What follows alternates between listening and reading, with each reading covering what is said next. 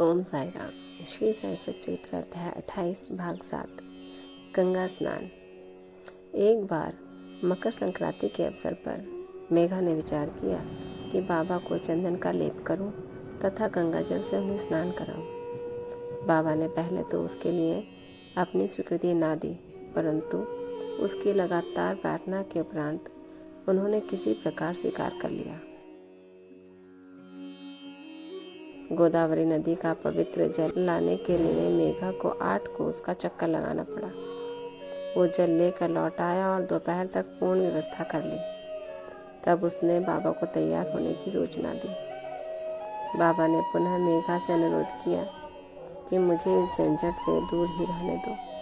मैं तो एक फकीर हूँ, मुझे गंगा जल से क्या प्रयोजन।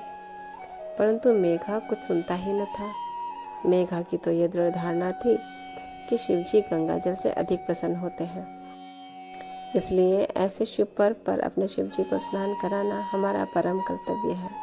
अब तो बाबा को सहमत होना ही पड़ा और नीचे उतरकर तथा अपना मस्तक आगे करते हुए कहने लगे कि अरे मेघा, कम से कम इतनी कृपा तो करना कि केवल मेरे सिर पर ही पानी डालना। सिर शरीर का प्रधान अंग है और उस पर पानी डालना ही पूरे शरीर पर पानी डालने के सदृश है।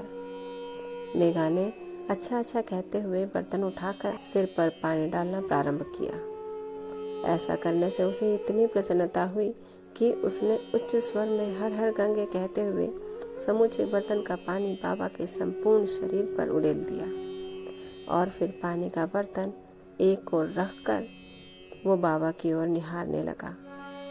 उसने देखा कि बाबा का तो केवल सिर ही भीगा है और शेष भाग ज्यों का त्यों बिल्कुल सूखा ही है। ये देख उसे बड़ा आश्चर्य हुआ। ओम साई राम। बाबा की लीलाएं तो अगणित हैं। यह लीला एक बिल्कुल ही आश्चर्यजनक लीला थी कि बाबा के पूरे शरीर पर मेघा ने जल बरसा दिया। फिर भी बाबा की इच्छा के अनुसार उनका केवल सिर ही भीगा था और शेष भाग ज्यों का त्यों सूखा ही था।